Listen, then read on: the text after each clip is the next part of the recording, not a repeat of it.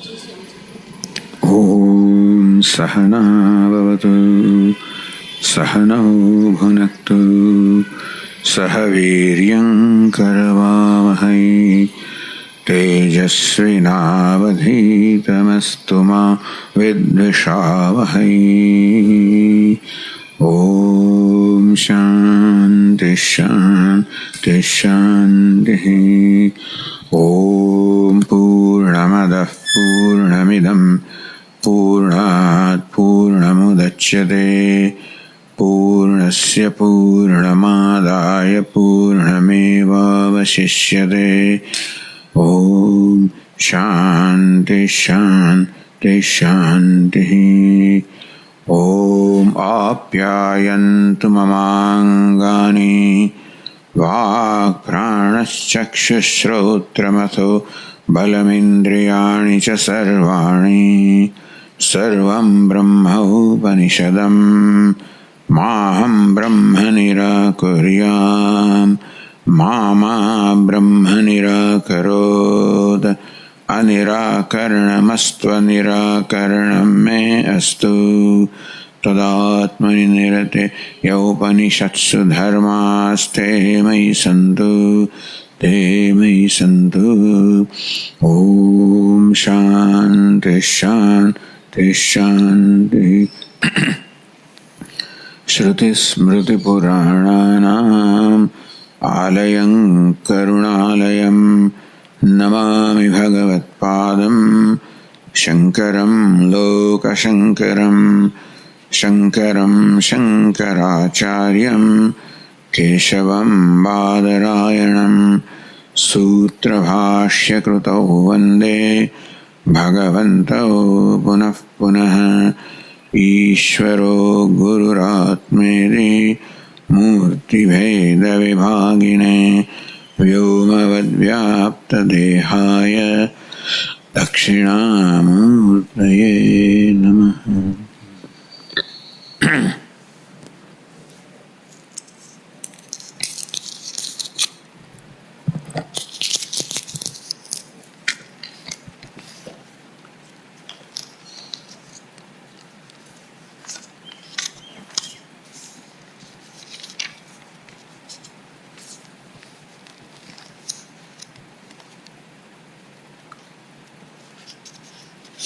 આપણે આખ્યાયિકા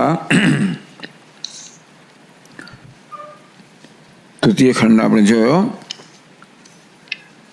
કે કેવી રીતે અગ્નિ અને વાયુ દેવતાઓ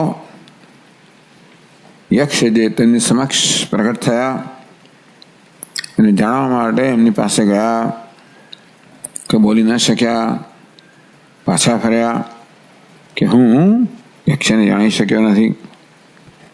ઇન્દ્ર આ પ્રકારે ગયા અને યક્ષે એને તો શ્રવણની પણ તક ના આપી, વાતચીતની સંવાદની તક ના આપી, એને અદૃશ્ય થઈ ગયો.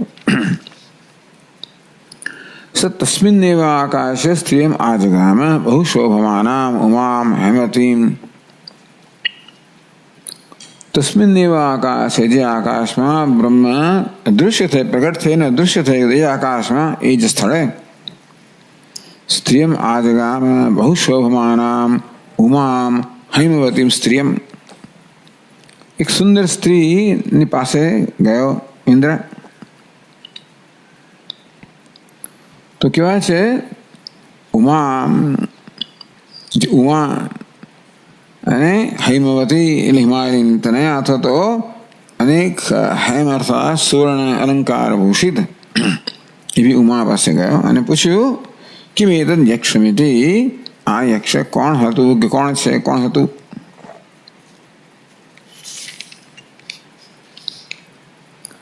સા બ્રહ્મ, સા હોવાચ બ્રહ્મ ઇતિ. ઉમાએ કહ્યું એ બ્રહ્મ હતું, છે બ્રહ્મ હતું. બ્રહ્મણો વા એતદ્વિજય મહિયધ્વમિતિ. બ્રહ્મએ વિજય પ્રાપ્ત કર્યો અને એ તમે લોકો મહિમાન્વિત થયા હતા. તમારા વિજયથી નહીં, બ્રહ્મના વિજયથી તમે મહિમાન્વિત થયા હતા. અર્થાત બ્રહ્મ તમારું આત્મ સ્વરૂપ છે, સર્વાત્મા છે. તતો હોય વેદાંચકાર બ્રહ્મ એ પછી ઇન્દ્રને જ્ઞાન થયું કે આત્મા બ્રહ્મ છે. અર્થાત આ મહાવાક્યનો ઉપદેશ થયો. એ લોકો આત્માને વિજય મહિમાનું કારણ માનતા હતા કે નહીં, બ્રહ્મ છે.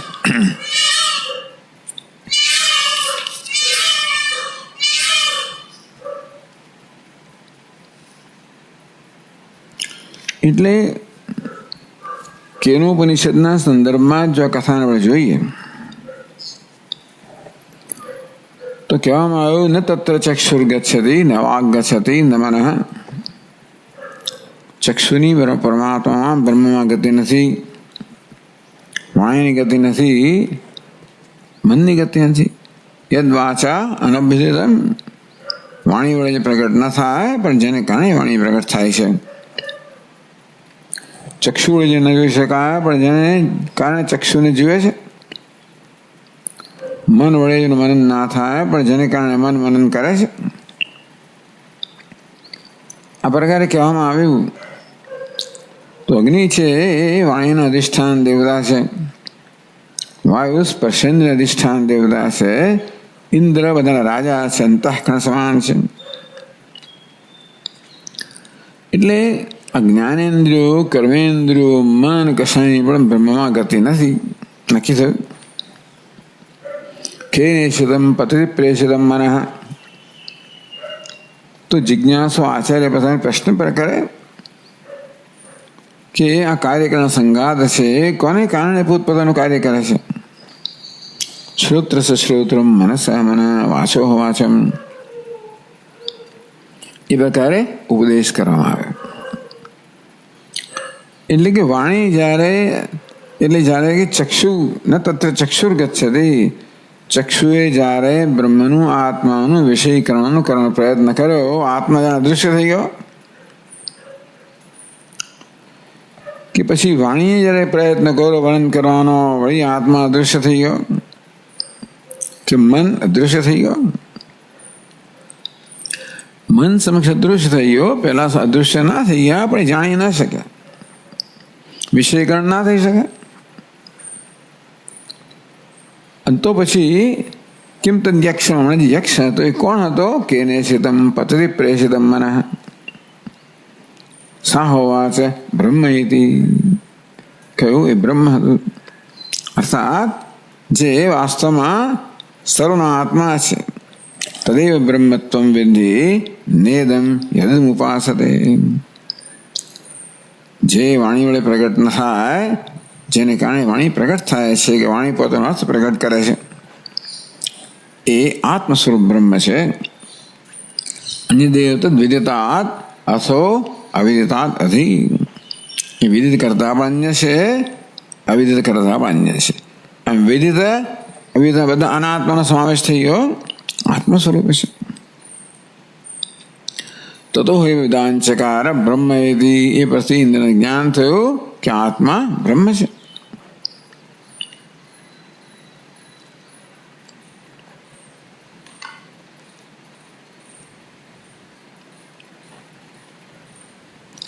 તતો હે વેદાંચકાર, અર્થાત એ ઉમાના વાક્યથી બ્રહ્મ ઇન્દ્ર જ્ઞાન થયું, સ્વતંત્ર જ્ઞાન ન થયું એવું કહેવામાં આવ્યું.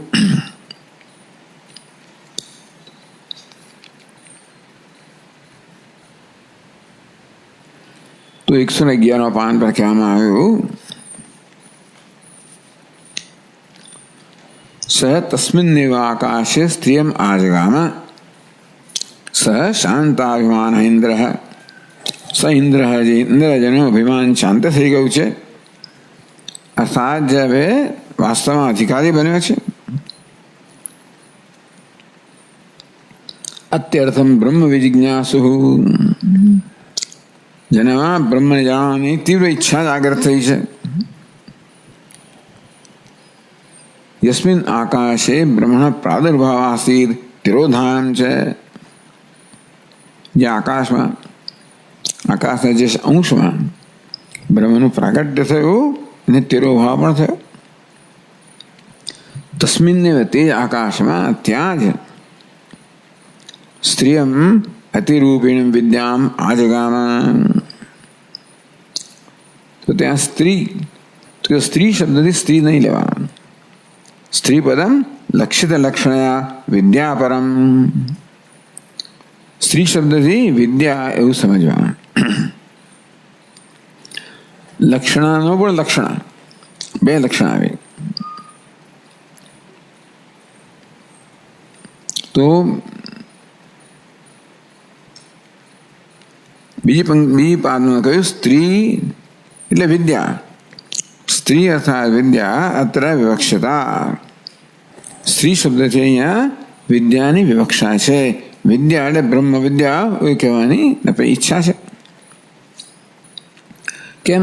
અભિપ્રાયો બોધ હેતુત્વાદ. એ સ્ત્રીએ શું કર્યું? ઇન્દ્રનો અભિપ્રાય હતો, એના વિષયને બોધ કર્યો. તો શું ઇન્દ્રનો અભિપ્રાય કિમિદમ યક્ષમિતિ? ઇન્દ્રે પ્રશ્ન કર્યો કિમિદમ યક્ષમ. એનો અભિપ્રાય હતો, સંશય હતો, પ્રશ્ન હતો, જિજ્ઞાસા હતી. તદબોધ હેતુત્વાદ. એ જિજ્ઞાસાનો ઉત્તર આપ્યો, ઇન્દ્રને જ્ઞાન કરાવ્યું. સ્ત્રી અત્ર વિદ્યા બોધ હેતુ. સ્ત્રી એટલે કોણ? વિદ્યા. ત્યાં જોઈએ વચ્ચે જગ્યા જોઈએ. બોધ હેતુ. વિદ્યા કોને કહેવાય? જે બોધનું કારણ છે. વિદ્યા બોધ હેતુ એટલે વિદ્યાના જ્ઞાનનું કારણ. વિદ્યા એટલે બોધ હેતુ. એટલે સત્વ પ્રધાન શક્તિ ઇત્યર્થ. તદબોધ હેતુત્વાત. તદબોધ હેતુ એટલે કે છે તદીય બોધ તદબોધ. એ ષષ્ઠી તત્પુરુષ સમાસ થયો. તદબોધ તદીય બોધ. એનો બોધ તત્નો એટલે તે પરમાત્માનો બોધ, સમ્યક બોધ. એ પરમાત્માના બોધ અર્થાત ઉપદેશને જ્ઞાન માટેનું કારણ હોવાને કારણે એ સ્ત્રી શબ્દનો અર્થ વિદ્યા કરવામાં આવે. કે સ્ત્રીએ બોધ આપ્યો ને, બોધ તો વિદ્યા જ આપે. ત્રિપાદમાં વિદ્યા એવ એટલે કે છે કે ભાઈ હૈમવતી સા શોભમાન વિદ્યા એવ. ત્યાં એક કોમા જોઈએ, અલ્પ વિરામ. વિદ્યા એવ. વિદ્યા એવ કારણે સ્ત્રી વિગ્રહ પ્રતિષિદ્ધ. વિદ્યા જ હતી, કોઈ સ્ત્રી નહોતી. તસ્યા શોભમાનત્વોક્તિ. તો હવે અહીં આ વિદ્યા જે છે શોભમાના છે. ઉમા હૈ બહુ શોભમાના ઉમા હૈમવતી. તો એ જે સ્ત્રીયમ આદિગામાં બહુ શોભમાના ઉમામ હૈમવતી. અતે શોભાયમાન સ્ત્રી. તો શોભાયમાં જો સ્ત્રીની શોભા જો હોય છે તો એ રૂપને કારણે હોય. આ વિદ્યાની શોભા એવા કશા કારણે તો કે નહીં. તસ્યા શોભમાનત્વોક્તિ સ્વાશ્રય શોભા પ્રયોજકત્વાદ. એ તો સ્વયં શોભમાના છે, કદાચ કારણથી નથી. સ્વાશ્રય શોભા પ્રયોજકત્વાદ. એ સ્વયં શોભાની પ્રયોજક છે, સ્વયં શોભા રૂપ જ છે. કોઈ સ્ત્રી હોય શોભમાન તો સ્ત્રીની શોભા તો શરીરને કારણે હોય. વિદ્યા કેવી છે? વિદ્યા પોતાને કારણે શોભાન છે, શોભાયમાન છે.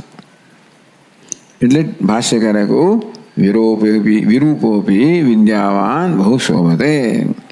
એટલે ભલે એટલે આ રૂપ નથી કહેતા, બહુ શોભમાના અત્યંત શોભાયમાન એટલે અત્યંત રૂપાળી એવો અર્થ નથી. આ શોભા છે સ્વરૂપની શોભા છે. આ દેહની શોભા નથી, બહારની શોભા નથી, અંદરની શોભા છે, સ્વરૂપની શોભા છે. તો વિદ્યા જ્યાં પણ હોય ત્યાં શોભાયમાન છે, ભલે સ્વરૂપની શોભા ન હોય. અર્થાત વિરૂપોપી વિદ્યાવાન બહુ શોભતે. અષ્ટાવક્ર જેવા કદરૂપા હોય તો પણ વિદ્યાવાન હોવાના કારણે અત્યંત શોભા. તો કોણ શોભા આપે છે? વિદ્યા વાસ્તવમાં શોભા આપે છે. તો વિદ્યા જે આશ્રયમાં છે, જે વિદ્યા જે આશ્રયમાં છે એને શોભા પ્રદાન કરે છે. અષ્ટાવક્ર જેવો આશ્રય હોય, વિદ્યા હોય તો પોતાના આશ્રય અષ્ટાવક્રને શોભા પ્રદાન કરે. વિદ્યા જ્યાં પણ હોય ત્યાં જેમાં હોય તેને શોભા પ્રદાન કરે. કે સ્વાશ્રય શોભા પ્રયોજકત્વ એવો અર્થ કરવાનો. વિદ્યાને શોભાને કેમ કહી? પોતાના આશ્રયને, એટલે પોતે જ્યાં છે તેને શોભાયમાન કરે છે એટલા માટે. આ છે એ વાક્ય નીતિ શતકમાંથી છે, કે યુરાણ વિદુભૂષંતિ વગેરે.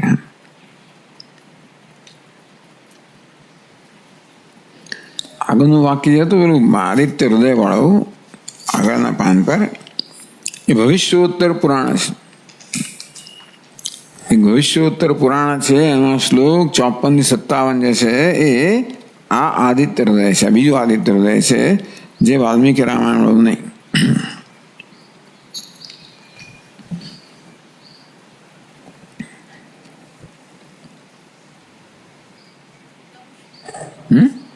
ભવિષ્યોત્તર પુરાણ 54 થી 57.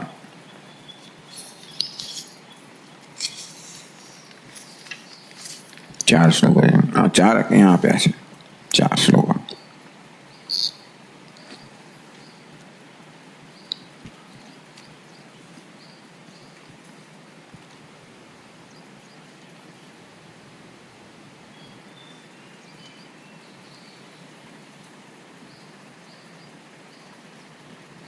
સ્ત્રી, શોભાયમાન સ્ત્રી એટલે વિદ્યા, એ પ્રકારે અર્થ કરવામાં આવ્યો કે સ્ત્રી વિગ્રહ નથી, જે શોભાયમાન છે, અર્થાત પોતાના આશયને શોભા પ્રદાન કરનાર છે. એ કોણ છે? વિદ્યા. આ પ્રકારે સ્ત્રી શબ્દનો અર્થ સુંદર, એ દ્વારા વિદ્યા એવો અર્થ કરવામાં આવે એવું સમજાય છે મને. લક્ષિત લક્ષણ સ્ત્રી દ્વારા શોભાયમાન બહુ શોભાનામ સ્ત્રીયમ, અતિ શોભાયમાન સ્ત્રી, એટલે એનો જે આશ્રય હોય તે એ દ્વારા વિદ્યા, એટલે અષ્ટાવક્ર દ્વારા વિદ્યા એવું સમજવાનું. એટલે આવી રીતે લક્ષિત લક્ષણ. અથવા સ્ત્રી અતિરૂપ હોય, સ્ત્રી એટલે ઉમા એટલે બ્રહ્મ વિદ્યા એવું પણ સમજી શકાય. અથવા શોભાયમાન એટલે વિદ્યા, કોઈ પણ વિદ્યા, એ દ્વારા બ્રહ્મ વિદ્યા એમ સમજી શકાય. આપણે 96 પાન પર જઈએ, એટલે ત્રીજો ખંડ પૂરો થયો. એ થઈ ગયો.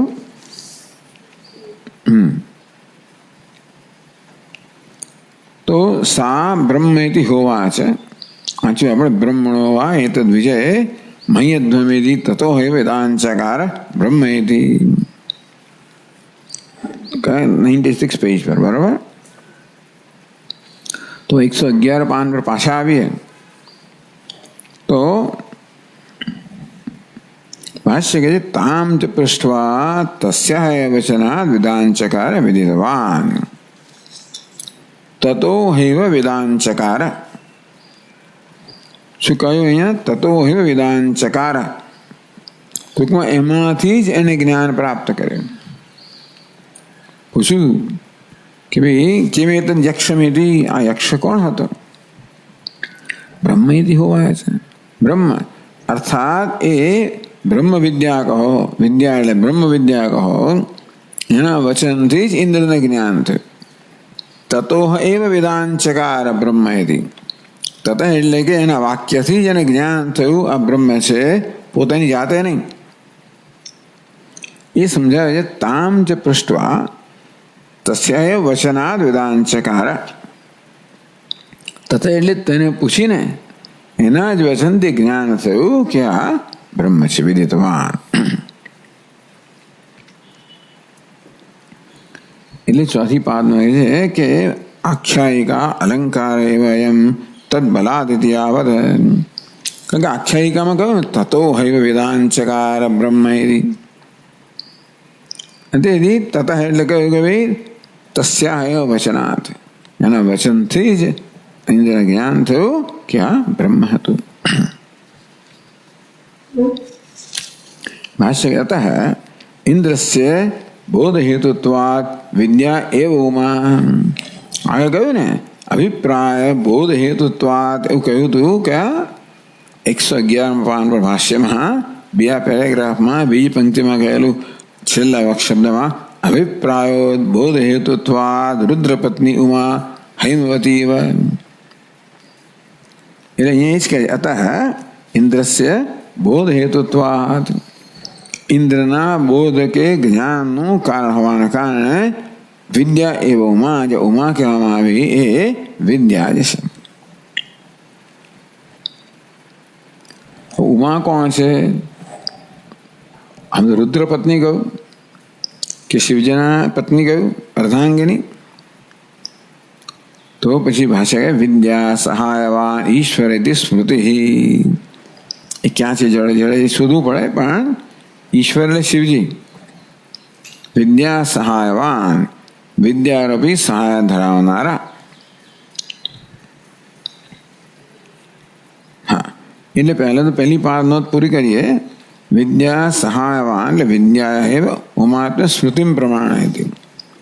વિદ્યા જ ઉમા છે એ પોતે કહે છે, એના સમર્થનમાં આ સ્મૃતિનું પ્રમાણ આપે છે. કયું? વિદ્યા સહાયવાન ઈશ્વર ઇતિ સ્મૃતિ.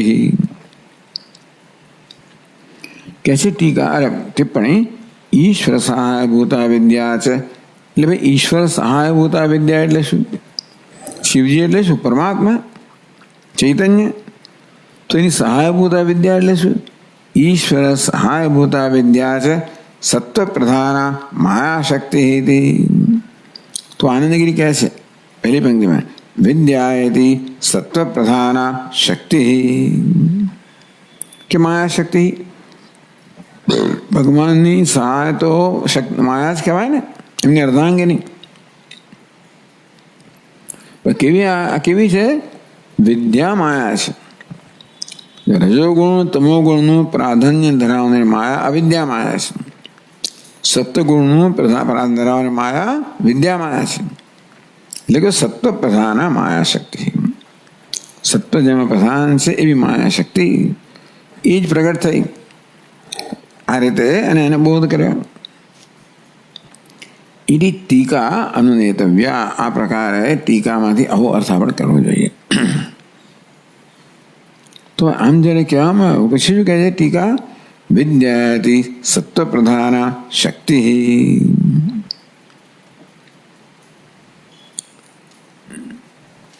કઈ પાદના છે?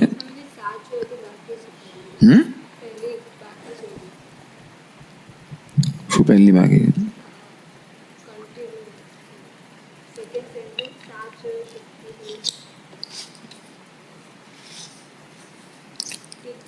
હા, એ જોઈએ છે વાંચ, પણ એટલે ટૂંકમાં હું આનંદ થઈ ગયો. વિદ્યા સત્વ પ્રધાન શક્તિ. બરાબર? એ શક્તિ કઈ પાદનો છે? ત્રીજી છે. હા, શક્તિ અંતઃકરણ વૃત્તિ ભેદ વિવક્ષિત. શક્તિ એટલે શક્તિ નહીં સમજવાની, અંતઃકરણ વૃત્તિ સમજવાની. વૃત્તિ ભેદ એટલે એક પ્રકારની અંતઃકરણ વૃત્તિ એવું સમજવાનું. તો બી એને શક્તિ કેમ કહી? હેતુત્વ અભિપ્રાયણ શક્તિત્વ ઉક્તિ. આ અંતઃકરણ વૃત્તિ એટલે અખંડાકાર વૃત્તિ, જ્ઞાન વૃત્તિ. એ કારણ કે વિદ્યાનો હેતુ છે એટલા માટે એને શક્તિ કહેવામાં આવી. આ પ્રકારની શક્તિ ધરાવે છે, જ્ઞાન પ્રદાન કરે છે એટલા માટે, એનાથી જ્ઞાન થાય છે એટલા માટે. હેતુત્વ અભિપ્રાયણ એટલે બોધ હેતુત્વ અભિપ્રાયણ. બોધ અર્થાત જ્ઞાન હેતુ છે એ વૃત્તિ, જ્ઞાન વૃત્તિ માટે એને ગૌણ અર્થમાં શક્તિ કહેવામાં આવે. ચોથી પાદ ચિત્ત તાદાત એટલે આને શું કહે છે? ચિત્ત તાદાત્મ્યા પ્રત્યા બોધ હેતુ. હા, ચિત્ત એ શક્તિ છે એટલે કઈ છે? વૃત્તિ કહેવામાં આવે, જ્ઞાન વૃત્તિ. એ જ્ઞાન વૃત્તિ બોધ હેતુ. એ જ્ઞાન વૃત્તિ જ્ઞાનનો હેતુ છે. વૃત્તિઓ જળ છે કે ચિત્ત તાદાત્મ્યા પ્રત્યા. એ જ્ઞાન વૃત્તિ ચિત્ત સાથે તાદાત્મ્ય પ્રાપ્ત કરવાને કારણે. એટલે આપણે કહ્યું ને ભાઈ કે કેવું છે? વૃત્યારૂઢ ચૈતન્યમ.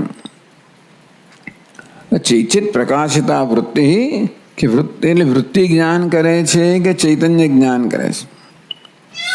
બંને કહી શકાય. ચૈતન્ય જ્ઞાન કરે છે વૃત્તિમાં આરૂઢ થયા પછી. વૃત્તિ જ્ઞાન કરે છે પણ ચૈતન્યથી પ્રકાશિત હોય કે ચેતનવંતી હોય ત્યારે. એટલે હવે અહીંયા શક્તિ કહી, વિદ્યા કહી એટલે વૃત્તિને આપણે સમજવું જોઈએ. તો વૃત્તિ બોધ હેતુ જ્ઞાનનું કારણ છે. તો બોધ હેતુ ત્યાં પાંચમી પાદનો છે. બોધ હેતુ બોધ યથોક્ત અભિવ્યક્તા ચિત્ત એવ એતિ ધ્યેયમ. તો બોધ એટલે જ્ઞાન સમજો, જ્ઞાન એટલે ચૈતન્ય સમજો એમ કહે. તો શક્તિ ચિત્તાદાત્મ્યાપત્યા એ વૃત્તિ જે છે સત્વ પ્રધાન વૃત્તિ જે છે એ ચિત્ત સાથે તાદાત્મ્ય તો પ્રાપ્ત કરવાની જાય, પણ વૃત્તિઓ ત્યાં ચિત્તનું તો પ્રતિબિંબ પડવાનું જ. એ વૃત્તિ શું છે? બોધ હેતુ. એટલે કયું પાંચ? બોધ યથોક્ત વૃત્તિ અભિવ્યક્ત ચિત્ત. આ વૃત્તિ છે ને તો ચિત્તમાં અભિવ્યક્ત થાય ને, એટલે વૃત્તિમાં અભિવ્યક્ત ચિત્તને બોધ, ચિત્તને બોધ કહો, ચૈતન્ય બોધ કહો, એવો અર્થ કરવામાં આવ્યો. એટલે વળી પાસે તમે ત્રીજી પાદોમાં જાઓ. શક્તિ એથી અંતઃકરણવૃત્તિ ભેદ, વિશેષ પ્રકારની અંતઃકરણવૃત્તિને શક્તિ કહેવામાં આવી. એટલે કઈ? સત્વ પ્રધાન માયાશક્તિ. બધી ભેગી કરો તો પાદનો અત્યારે આ બધા પૂરો અર્થ મળે. તો હેતુત્વ અભિપ્રાયણ શક્તિત્વ ઉક્તિ. શું બોધ હેતુ? એ બોધનું કારણ હોવાના કારણે આ વૃત્તિને શક્તિ કહેવામાં આવી. આનંદગીરીને બધી ટીકા ટિપ્પણીઓ ભેગી કરો ત્યારે આ સમજ પડે. શક્તિ ચિત્તાદાત્મ્યાપત્યા બોધ હેતુ. આનંદગીરી કહ્યું. તો હેતુત્વ અભિપ્રાયણ, હેતુ છે એટલા માટે એને શક્તિ કહેવામાં આવે. શેનો હેતુ છે? બોધનો હેતુ. બોધનો શું અર્થ કર્યો? ચૈતન્ય. આ વૃત્તિ છે માટે ચૈતન્ય પ્રતિબિંબિત થાય. આ વૃત્તિ છે એ પ્રકારે ચિત્ત માટે, ચિત્તની અભિવ્યક્તિ માટેનું સાધન છે, હેતુ છે, માટે એને બોધ હેતુ કહેવામાં આવે. અથવા બોધ એટલે બ્રહ્મજ્ઞાન પણ કહેવાય. બ્રહ્મજ્ઞાનની હેતુ છે. હવે પાછા આપણે જો પહેલી પાદમાં જઈએ, બીજી પંક્તિમાં સાત શક્તિ ચિત્ત સંપર્કાદેવ બોધપદ અભિલપ્યા, બોધપદ અભિલપ્યા અભિલપ્યા જોઈએ. તો ઈશ્વર સહાયભૂતા વિદ્યા સત્વ પ્રધાન માયાશક્તિ. તો ભાષ્યકાર કે વિદ્યા સહાયવાન ઈશ્વર. એટલે અર્થ શું કરો? ઈશ્વર સહાયભૂતા વિદ્યા. વિદ્યાની સહાયતા ધરાવનાર ઈશ્વર, અથવા ઈશ્વર સહાયભૂતા એટલે ઈશ્વરનું સહાયભૂત છે, ઈશ્વરની જે સહાયરૂપ છે એવી વિદ્યા. કઈ વિદ્યા? સત્વ પ્રધાન માયાશક્તિ. શક્તિ કહ્યું, સત્વ પ્રધાન શક્તિ ટીકામાં કહ્યું. એટલે સત્વ પ્રધાન માયાશક્તિ. સત્વ પ્રધાન ધરાવનારી માયાશક્તિ છે એ ઈશ્વરની સહાયભૂત બનીને વિદ્યા બને છે. સાચ શક્તિ. આ જે સાત્વિક વૃત્તિ છે, ચિત્ત સંપર્કાદેવ બોધપદા. એ ચિત્તના સંપર્કને કારણે જે શક્તિ બોધ એવો શબ્દ પ્રાપ્ત કરે છે. બોધ અભિલપ્યા, બોધ પદ, બોધ શબ્દથી એનું કથન થાય છે. કોનું? આ વૃત્તિનું. કેમ? કારણ કે ચૈતન્ય જે છે એનો સંપર્કને કારણે, ચૈતન્યના તાદાત્મ્યને કારણે આ વૃત્તિ છે એ બોધ એવું પદ પ્રાપ્ત કરે છે. એવું કથન થાય છે. વૃત્તે પરિણામિનિત્વાદ બોધયિતુ ઇતિ વિભાવનીયમ. વૃત્તિ કેવી છે? છઠ્ઠી વૃત્તે પરિણામિનિત્વાદ.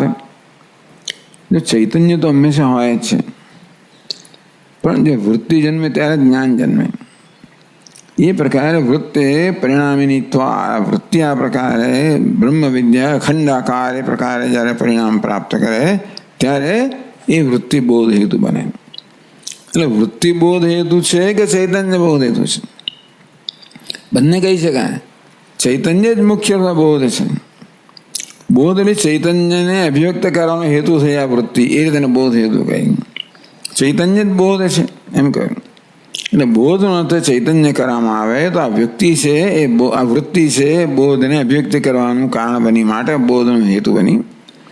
બોધ એટલે જ્ઞાન કહેવામાં આવે તો એ આ વૃત્તિ બ્રહ્મનું જ્ઞાન પ્રદાન કરનાર છે, એ પણ બોધ હેતુ થઈ.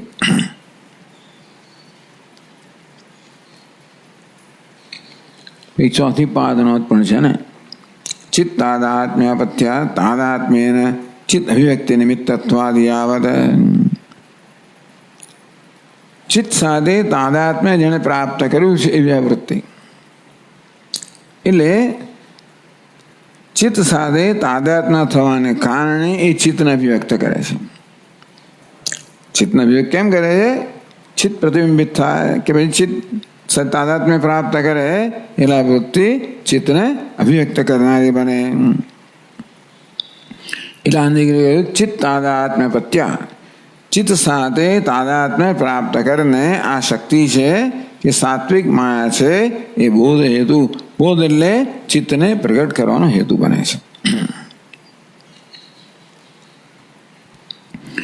પાંચમી પાદમાં બોધનો અર્થ ચિત્ત કરવામાં આવે. આ વૃત્તિ છે એ ચિત્તને અભિવ્યક્ત કરે છે, એ રીતે ચિત્ત માટે બોધ માટેનો હેતુ બને છે, એની સાથે તાદાત્મ્ય પ્રાપ્ત કરીને.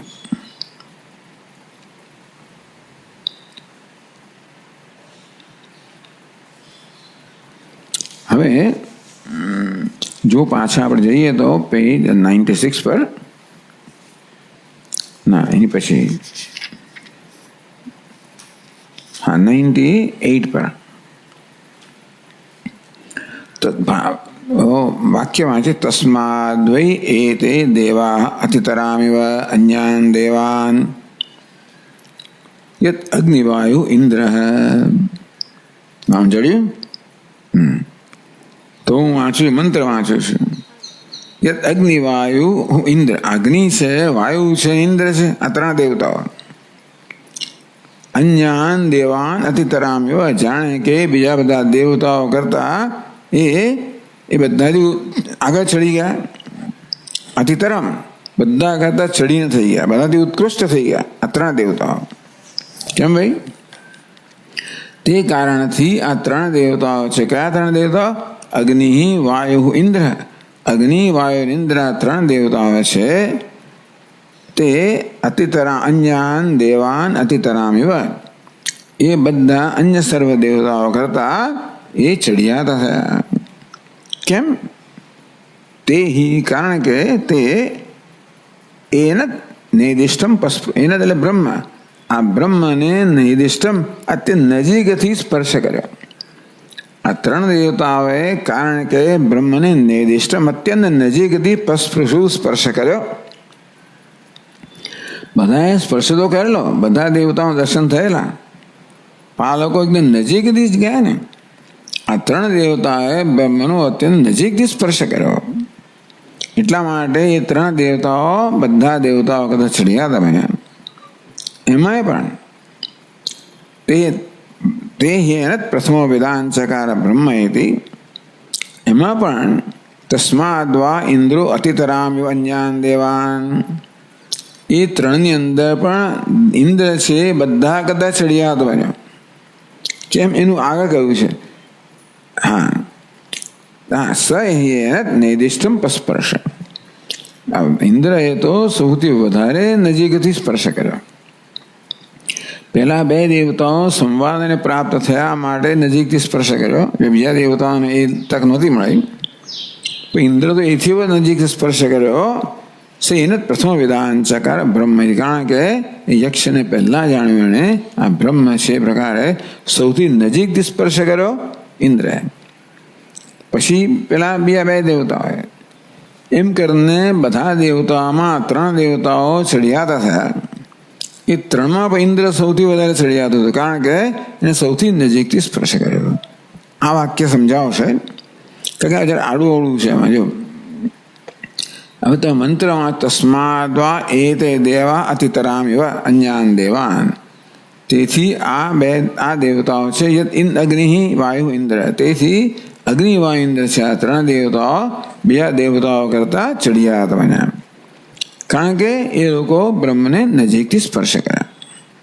એમના કરતાં ઇન્દ્ર વધારે કાંઈ સૌથી નજીક સ્પર્શ કર્યો.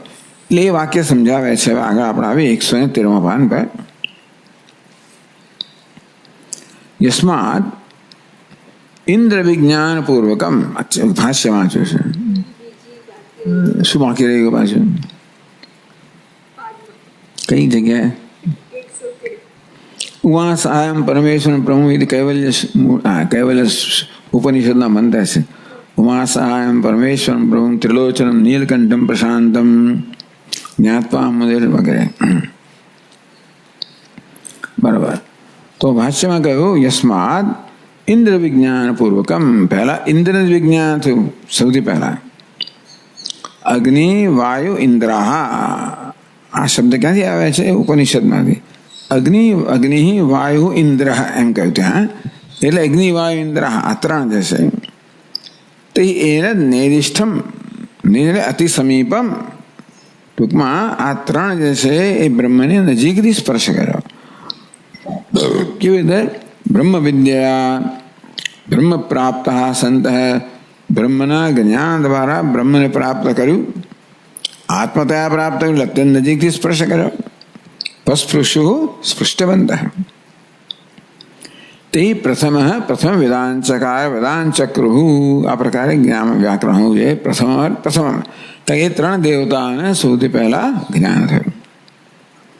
તસ્માદ અતિતરામ ઇતિ અન્યાન અતિશયન દીપ્યતે.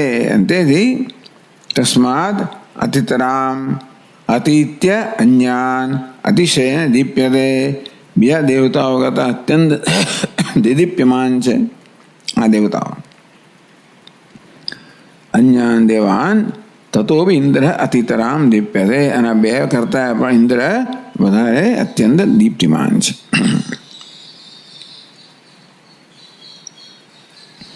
દેવતા એટલે દેવતાના દેવ. દેદીપ્યમાન ને દેવ કહેવાય. એટલે કે વધારે દેદીપ્યમાન છે. કોણ? બે. એમના કરતા સૌથી દેદીપ્યમાન છે ઇન્દ્ર. દેદીપ્યમાન કેમ કહ્યું? દેવનો અર્થ દેદીપ્યમાન થાય એટલે વધારે દેદીપ્યમાન છે. પેલો સૌથી વધારે દેદીપ્યમાન છે પ્રકારે. કેમ ભાઈ? આદો બ્રહ્મ વિજ્ઞાનાત. કારણ કે સૌથી પહેલા બ્રહ્મનું જ્ઞાન કોણ થયું? ઇન્દ્રને. એ દ્વારા પેલા બે દેવતાને, એ દ્વારા અન્ય દેવતાઓને. આ બધા દેવતાઓ કેમ દેદીપ્યમાન છે? જ્ઞાનને કારણે. પેલા બે વધારે દેદીપ્યમાન, ઇન્દ્ર સૌથી દેદીપ્યમાન.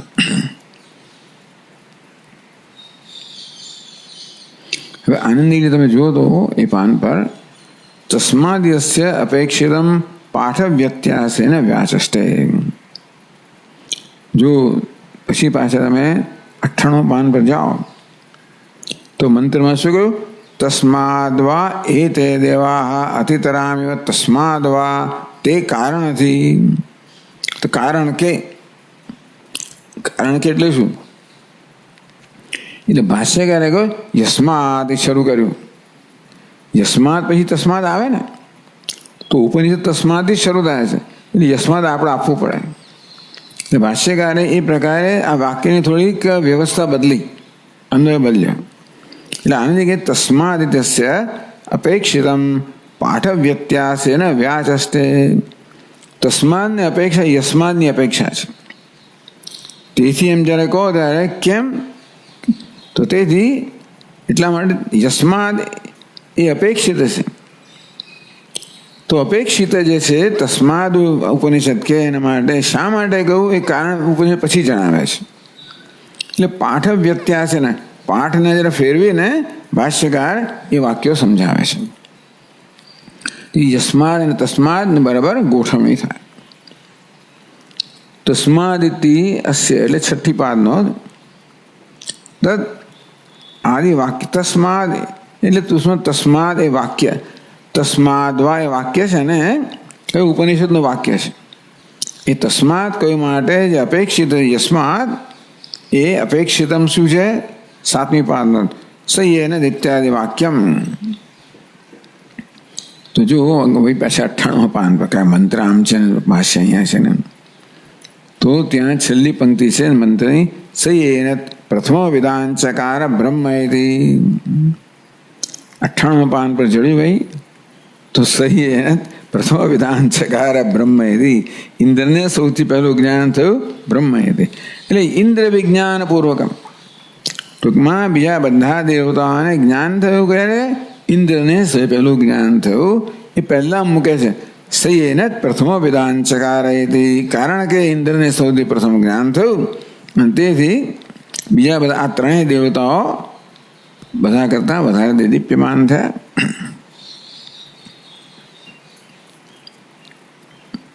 हेतु गर्भत्वात् अपेक्षितत्वात् इत्यर्थ है. अपेक्षितम आ तस्मात में हेतु रहेलो कयो? यस्मात्, कारण के. એટલે એટલા માટે હેતુ તો યસ્માત એટલા માટે ભાષ્યકાર આપ્યું. તો આનંદ કે તસ્માદ ઇત્યસ્ય અપેક્ષિતમ. શું જે હેતુ છે તે કયો? યસ્માદ. पाठ व्यत्यास है ना 8वीं पाद नो. उत्तर पठितम पूर्वम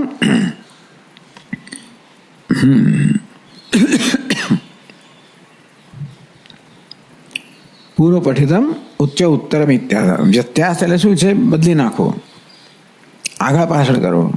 જરા હવે વોલ્યુમ વધારવું પડશે.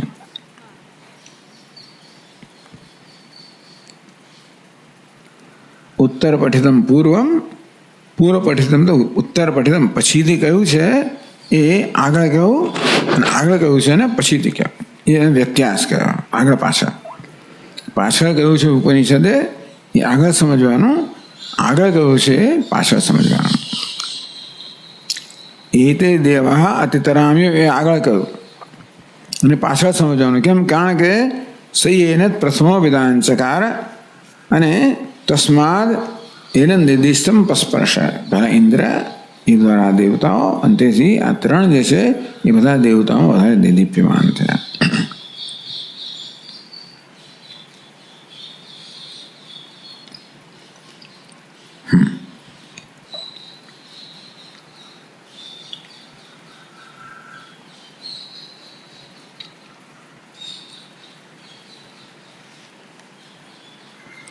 આદો બ્રહ્મ વિજ્ઞાનાથ નહીં.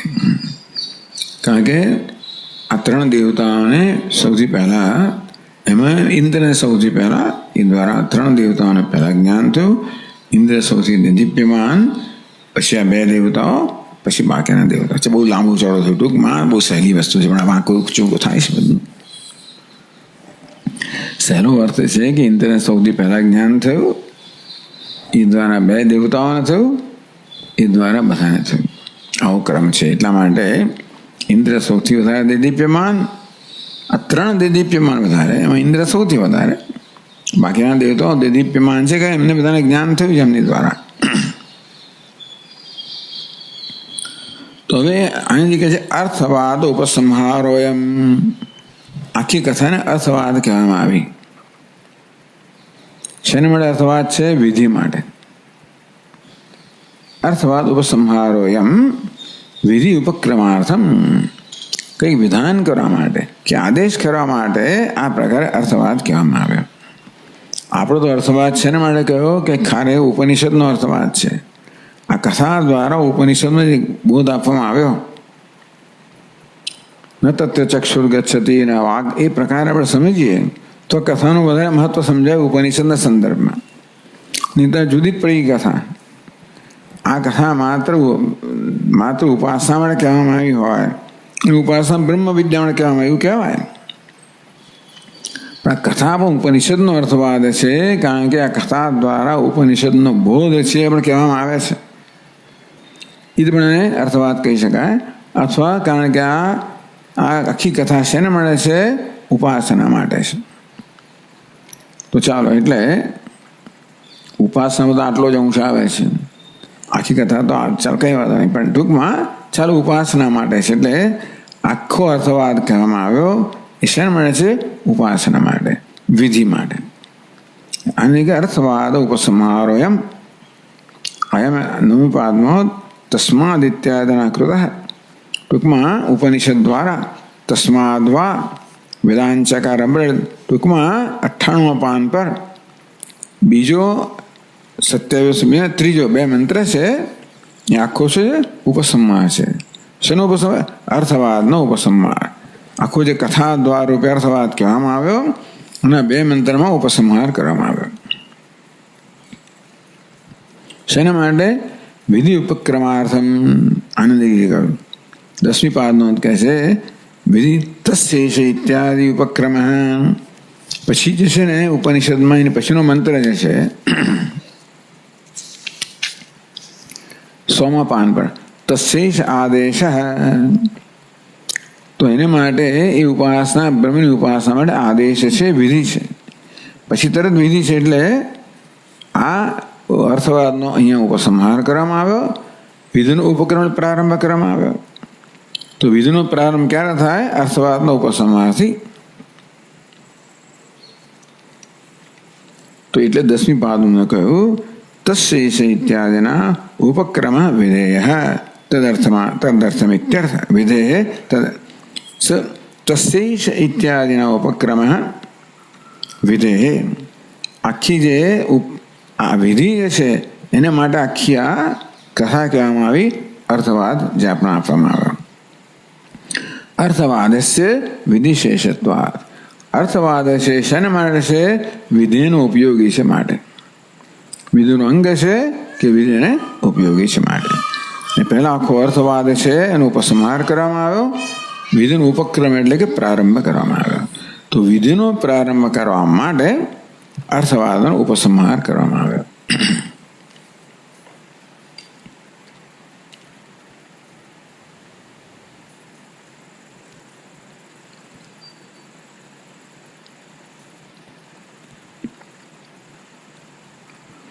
તો હવે આગળ કહે છે તો 100મા પાન પર કહ્યું આપણને મંત્રમાં તસ્યેષ આદેશ વિદ્યુત વ્યદ્યુત આ ઇતિ ઇત ન્યમેમિષદ આ ઇતિ અધિદૈવતમ.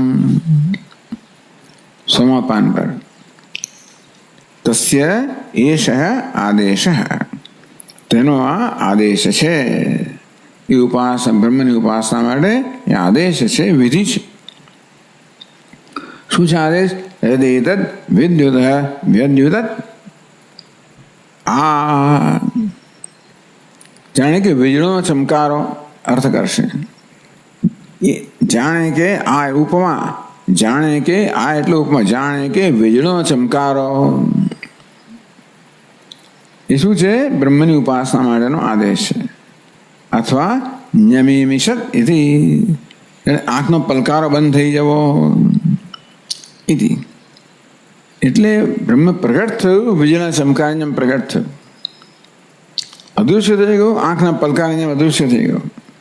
એટલે પ્રગટ થવું અને અદૃશ્ય થવું બ્રહ્મનું, એમાં એ દ્વારા બ્રહ્મની ઉપાસના કે ધ્યાન કહેવામાં આવ્યું. એટલે આખી કથા એને માટે જ કહેવામાં આવે એવું થયું અર્થ. માત્ર આટલું જ કહેવા માટે આખી કથા કહેવામાં આવે જે હોય તે. પણ ટૂંકમાં કારણ કે આ બધી મીમાંસા છે ને એટલે આવી વાક્યનું તમારે હવે તો વર્ગીકરણ કરવું પડે, અર્થવાદ ને વિધિ વગેરે વગેરે. બહુ ટેકનિકલ જાઓ તો એની પછી બીજી સુંદરતા જતી રહે આખી વસ્તુની. કથાનો કોઈ અર્થ જ ના રહે.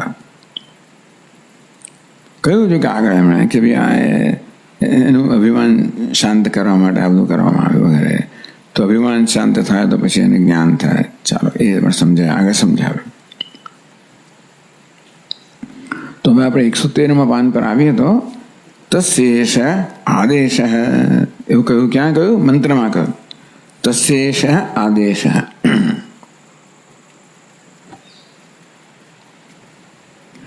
તસ્ય બ્રહ્મણ. તેનો એટલે એ બ્રહ્મનો. એશ એટલે શું? વક્ષમાં કહેવામાં આવશે તો એશ એટલે કે આ, એશ એટલે આ તો છે નહીં, હજી હવે કહેવાનો છે. એટલે એ વક્ષ્યમાણ જે કહેવામાં આવશે તે આદેશ ઉપાસના ઉપદેશ ઇત્યર્થ. એ બ્રહ્મ છે, એ બ્રહ્મની ઉપાસના સંબંધી હવે કહેવામાં આવશે એ આદેશ છે, વિધિ છે. આ પ્રમાણે કરવું જોઈએ. તો હવે આવું કેમ આદેશ આવે છે તો સમજાવે છે. यस्मात् देवेभ्य विद्युदिव सहसा एव प्रादुर्भूतं ब्रह्म. આ બ્રહ્મ છે સહસા એક અકસ્માત દેવતાઓ સમક્ષ પ્રગટ થયું. દ્યુતિમત બ્રહ્મ કયું? દ્યુતિમત એક ચમકાર, વીજળીના ચમકારા જેવું. તસ્માત વિદ્યુત વિદ્યોતનમ.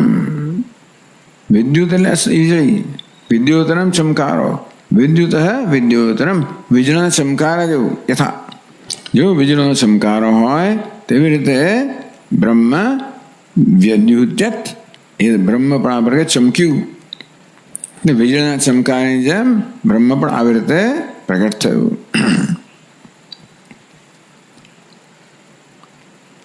આ ઇવ, આ એટલે ઇવ, ఇది ઉપમાર્થ. આ શબ્દ આનો અર્થ શું કરવાનો? ઇવ કરવાનો. જાણે કે વીજળીના ચમકારો. વીજળીનો ચમકારો નહીં, પણ જાણે કે વીજળીનો ચમકારો. જેમ વીજળી ચમકે તેવી રીતે બ્રહ્મરૂપી વીજળીનો ચમકારો. તો કે છે યથા ઘનાંધકારમ વિદાર્ય વિદ્યુત સર્વતઃ પ્રકાશતે. જેવી રીતે ગાઢ અંધકારને ચીરીને વિદ્યુત સર્વતઃ પ્રકાશતે, વીજળી ચારે બાજુ બધી રીતે એકદમ પ્રકાશિત કરી નાખે. વીજળીનો ચમકારો આખું આકાશ પ્રકાશિત થઈ જાય. તદ્વત એ રીતે દેવાનામ પુરતઃ, તેવી રીતે આ દેવતાઓની સમક્ષ સર્વતઃ પ્રકાશવત વ્યક્તિભૂતમ બ્રહ્મ, તેવી રીતે દેવતાઓની સમક્ષ પ્રકાશની જેમ વ્યક્તિભૂતમ અભિવ્યક્ત થયું, પ્રગટ થયું. અતઃ વ્યદ્યુત ઇવ ઇતિ ઉપમા. અંતેથી વ્યદ્યુત જાણે કે પ્રગટ થયું, જાણે કે ચમક્યું. વીજળીના ચમકારની જેમ બ્રહ્મ ચમક્યું. એટલે કે વીજળી જેવી રીતે ચમકે ત્યારે એક સાથે બધાને પ્રકાશિત કરે, તે બ્રહ્મ પણ એક સાથે બધાને પ્રકાશિત કરતું એની સમક્ષ પ્રગટ થયું.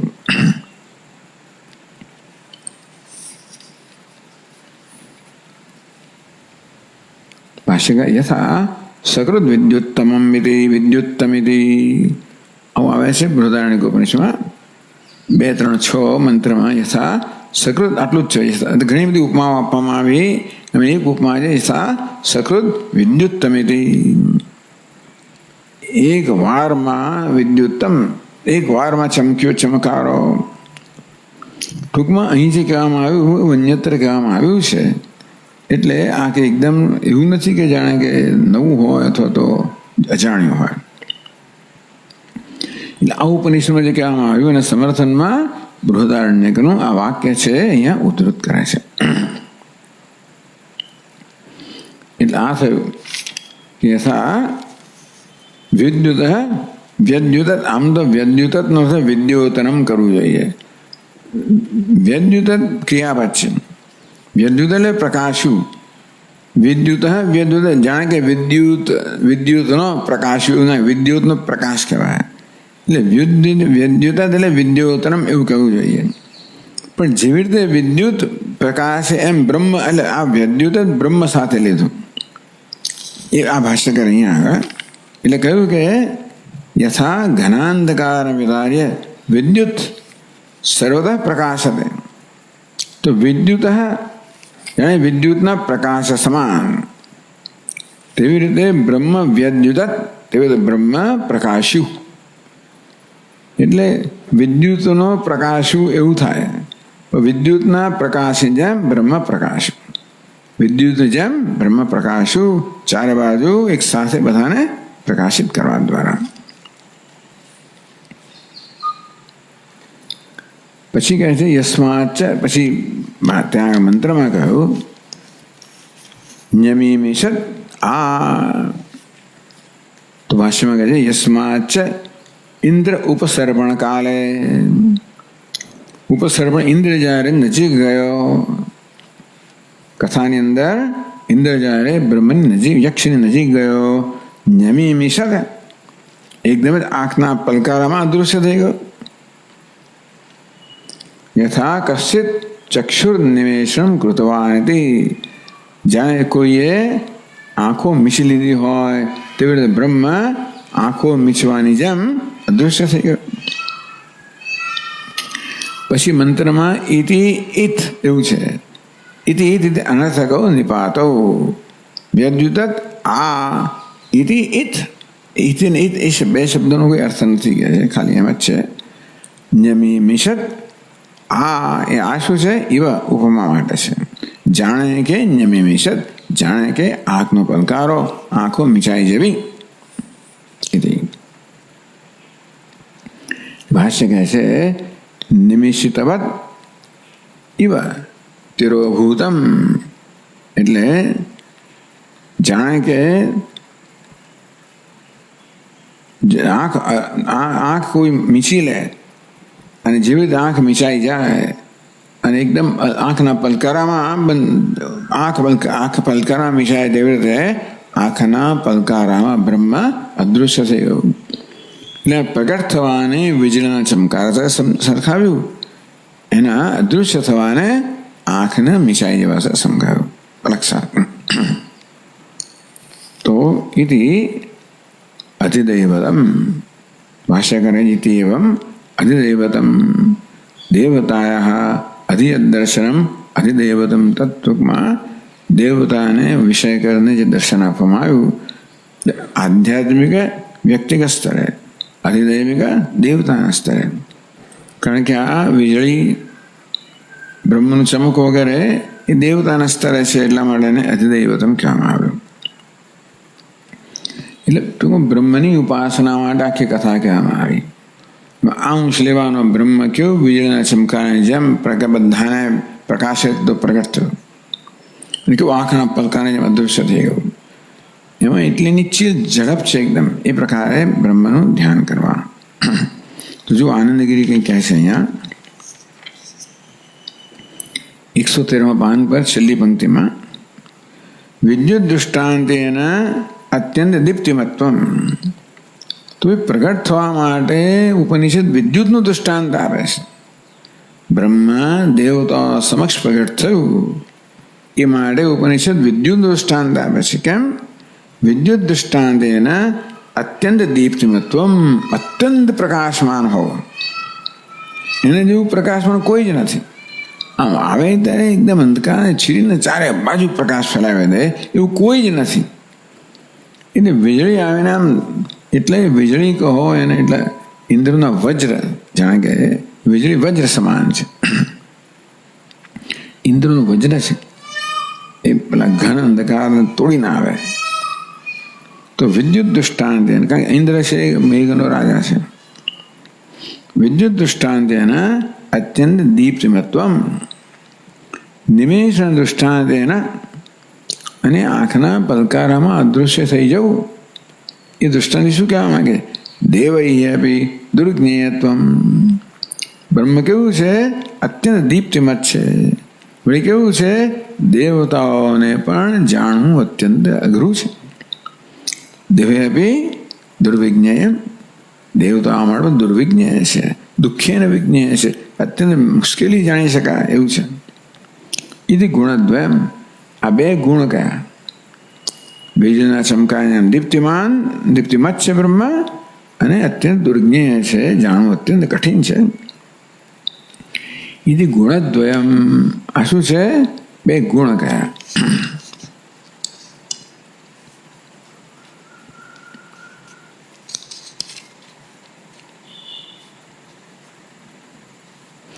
દેવાન અધિકૃત્ય વિવક્ષિતમ.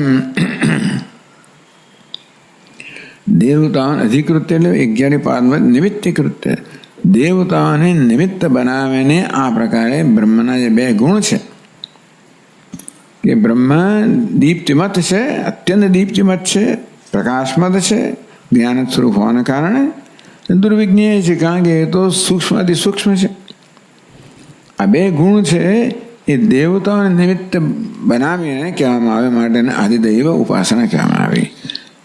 ગુણદ્વયમ દેવાન અધિકૃત્ય વિવક્ષિતમ, માટે એને આદિદૈવતમ કહેવામાં આવ્યું. એટલે આનંદ કહે છે તત એવ તદ્ગુણદ્વય વિશિષ્ટ ઉપાસનમ આદિદૈવિક મુચ્યતે. માટે આ બે ગુણથી વિશિષ્ટ થયેલા બ્રહ્મની ઉપાસના એને આદિદૈવિક ઉપાસના કહેવામાં આવી. એ દેવતાઓને નિમિત્ત બનાવીને આ ઉપાસના કહેવામાં આવી, માટે એને આધિદૈવિક ઉપાસના કહેવામાં આવી.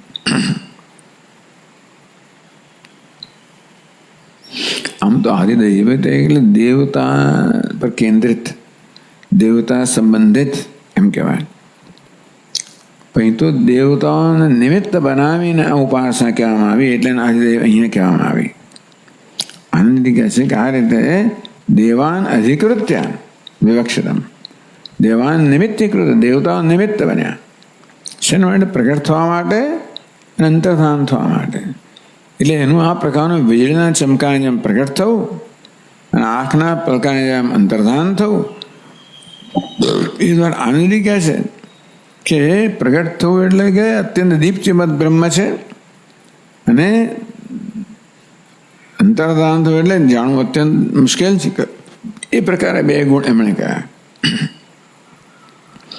એટલે એમણે આ પ્રકાર અર્થઘટન કર્યું કે ભાઈ બ્રહ્મ દીપ્તિમત છે અને બ્રહ્મ દુર્જ્ઞેય છે.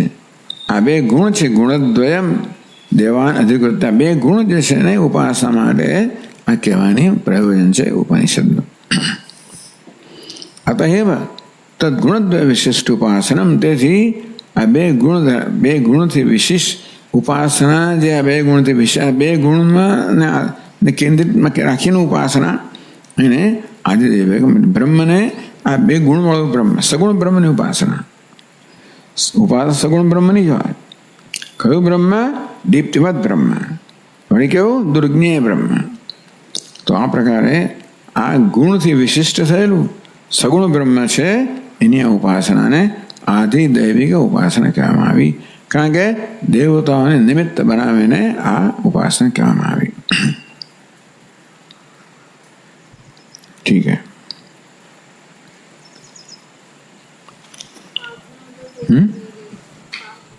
કઈ પાદનો થઈ ગઈ? 113 પાન પર.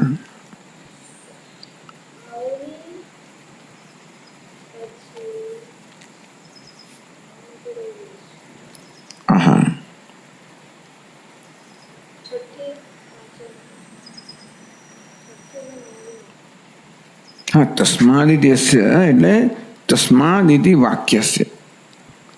છઠ્ઠો આનંદી કહ્યું તસ્માદિતિ અસ્ય અપેક્ષિતમ પાઠ વ્યત્યાસેન વ્યાચષ્ટે. આનંદગીરીનું વાક છે, તસ્માદ શબ્દ છે, આનંદગીરીનો છે. શું સમજવાનું? તસ્માદ એ વાક્ય, તસ્માદ એટલે તસ્માદ એ શબ્દથી શરૂ થવાનું વાક્ય છે ને, એ વાક્ય માટે જેમાં જે તસ્માદ કહેવામાં આવ્યું એમાં અપેક્ષા છે ને, યસ્માદની અપેક્ષા છે. એ અપેક્ષિત વસ્તુ છે એ ભાષ્યકારે કહી. હા, પછી શું છે? અર્થવાદ ઉપસંહારોયમ વિધિ ઉપક્રમાર્થ. આને એ જ લાઈનમાં કહે છે. અયમ એટલે આ, એટલે શું? તસ્માદ ઇત્યાદિના કૃત.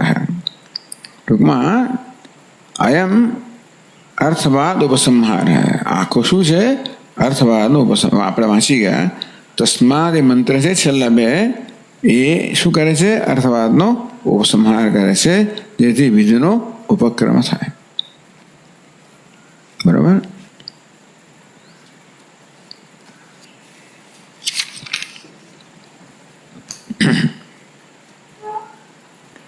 ઓમ પૂર્ણમદઃ પૂર્ણમિદં પૂર્ણાત પૂર્ણમુદચ્યતે પૂર્ણસ્ય પૂર્ણમાદાય પૂર્ણમેવાવશિષ્યતે. ઓમ શાંતિ શાંતિ શાંતિ. શંકરં શંકરાચાર્યં કેશવં બાદરાયણં સૂત્રભાષ્યકૃતૌ વંદે ભગવन्तौ પુનઃ પુનઃ.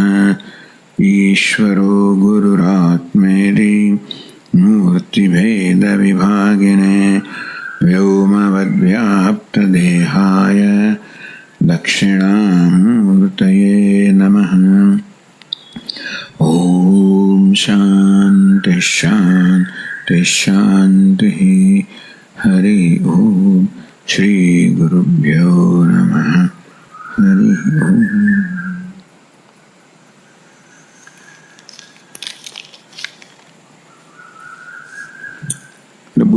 પછીનો ક્લાસ થશે. બરાબર છે, ઠીક છે.